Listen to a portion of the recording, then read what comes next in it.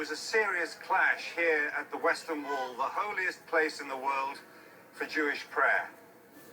More than 100,000 Jews had arrived in Palestine in the 1920s, and some had good relations with their Arab neighbors. But as immigration continued and as Arab land was sold for Jewish settlement, then tensions rose.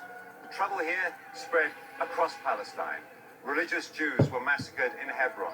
Hundreds died on both sides, and after that, nobody could have any illusions. The two communities were on a collision course.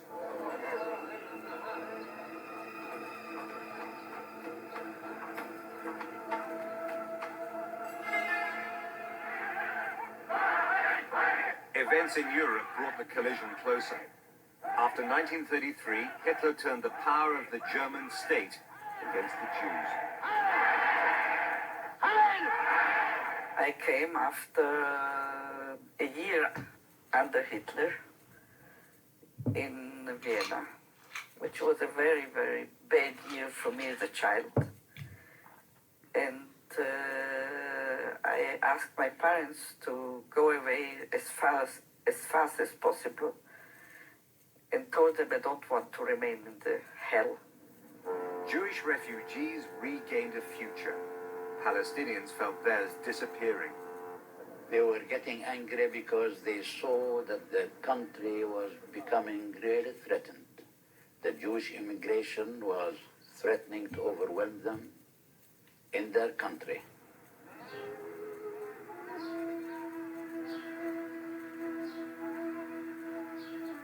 At the Independence Mosque in Haifa, Palestinians were ready to fight.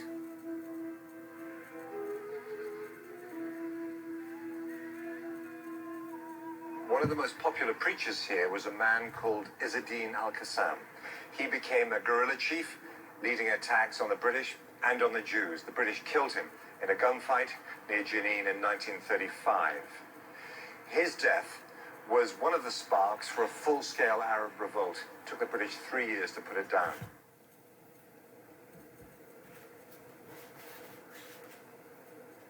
This is Qassam's grave. Thousands came to his funeral.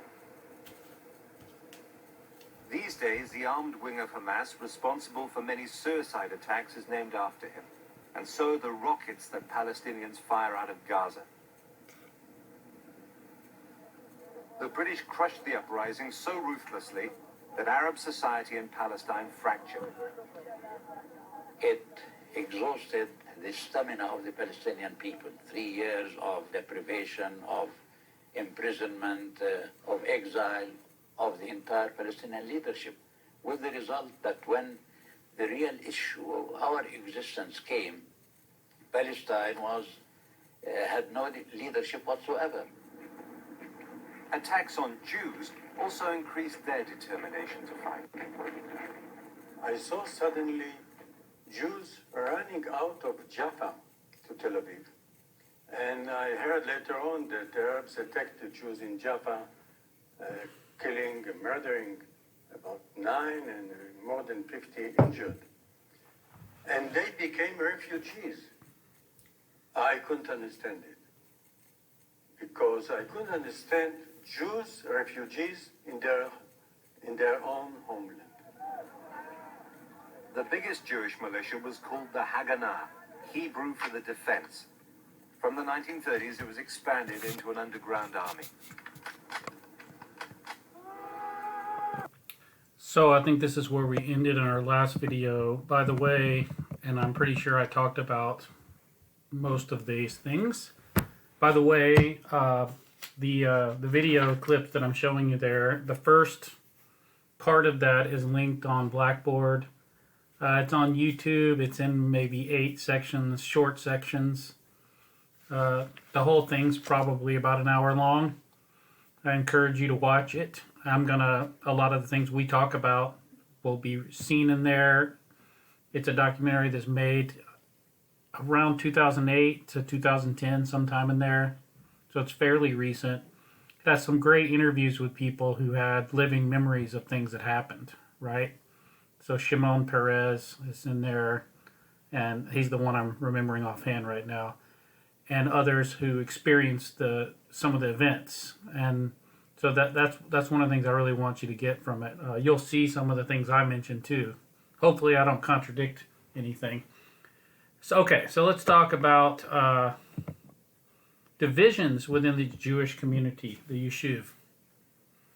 Where David Ben-Gurion was very significant, the most significant leader, I would say, of the Yishuv and early Israel, and arguably all of Israel's history, all of Israel's modern history. But another guy that was very significant and had a big influence, particularly on the developments of the party that has actually been a very successful ruling party in Israel since about 1980. The Likud party. So this guy's ideas helped shape the, I'll use the term conservative or right-wing side of Zionism. Okay, and his name was Vladimir Jabotinsky. Vladimir Jabotinsky grew up in the Russian Empire. He was Jewish ancestry. He was Jewish, but he grew up in the Russian Empire. He lived in Odessa, which today is part of Ukraine, on the coast of the Black Sea, the north part of the Black Sea. Pretty well-educated fellow. He studied many languages. Basically, I would say he was a middle-class person. So he became very interested in Zionist politics early on. So in the early 1900s, he joined a Zionist group in 1903.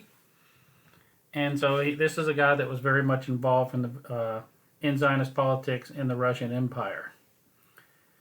He also changed his name at one point. We still call him Vladimir Jabotinsky here, to Ziev, which means wolf. So he kind of had a revolutionary name too. And there was a pogrom in his early life in around 1903 or 4, and he helped organize Jewish resistance to that. So again, a guy who was very, very involved in Zionism from the very beginning. And he worked as a representative of the World Zionist Organization during before World War I. He served in the British military during World War I, the London Regiment of the British military. And so you get the basic idea. He left the British military after World War I, and he took it upon himself to try to train Jews and support Jews in defense of Zionism in Palestine and other places, right? But he was a big supporter of these things early on. He's the founder of what's called Revisionism, because they had a different view, or an expansive view, of what Zionism should be. And he had different ideas than the typical, what we've heard about Ben-Gurion, kind of the labor, moderate socialist Zionist movement. Revisionism is the idea. They believed that they believed that what they considered Palestine was much larger, and they said our stated objective very early on is to have a Jewish state on both sides of the Jordan River. So their vision of the Jewish state, the territory that they wanted to control, was much larger than what existed in reality at the time, or what had been thought of possible. Okay? So that's the basics of who this guy was. He also was calling for a lot more Jewish immigration into Palestine in the 20s and 30s, even before the rise of the Nazis in the 1930s. And so I mean, he's arguing these things in the 1920s. Said we're not going to have any kind of state or society or a Jewish homeland without filling this place with as many Jews as possible and establishing the state there, right?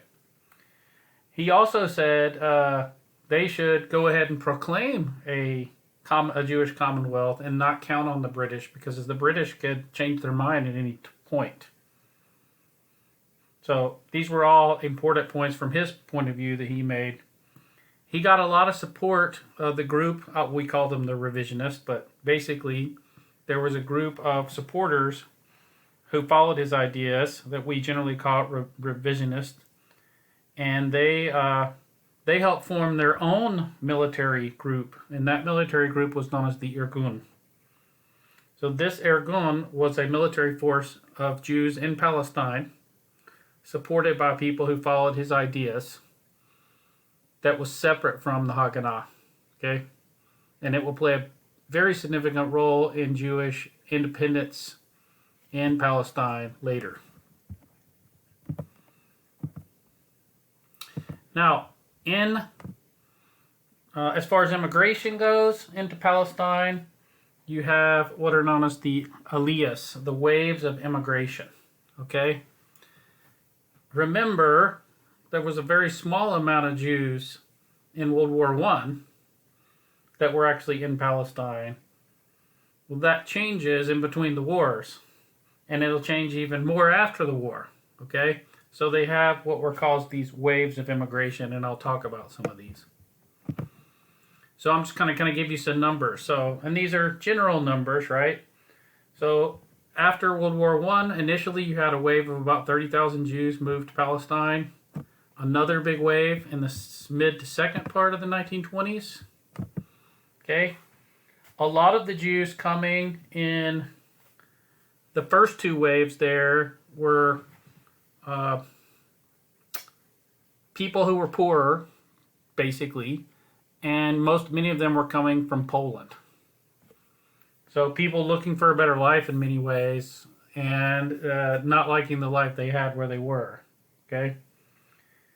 So, something changed a whole lot after 1933, and as you might know, right, with the rise of Adolf Hitler's rule as Chancellor and then complete Führer of Germany in the 1930s, pretty significant, right? A lot of Jews in Europe, not just in Germany at the time, but in Europe altogether, began to see some problems emerging, as I'm understating that. So many of the people who fled were really not committed Zionists, but they were leaving because they wanted to get the heck out of parts of Europe, particularly Germany, and then some other places too. One of the issues for especially Jews from Germany or Central Europe was why many of them were going to Palestine instead of somewhere else, was because of quotas on immigration in other places, like the United States and Canada. Okay?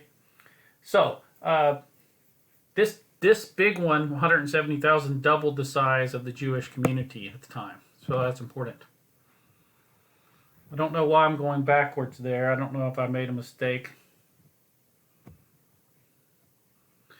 No, I'm going with the total there. That's what I'm showing you. I apologize. So basically, in 1922, the total number of Jews was 93,000.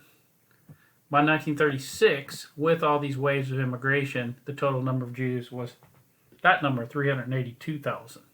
So you can see that's a dramatic increase of people in a fairly short amount of time, okay? One of the things that helped Jewish immigration over time was financial support from outside, okay?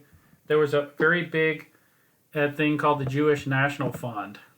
The Jewish National Fund was a financial way for people. Zionists funded this, and they used it to buy land to support new Jewish communities. And one of the big ones was this 50,000 acre purchase of the Jezreel Valley. And I'm going to stop here, and we'll pick up there in the next video.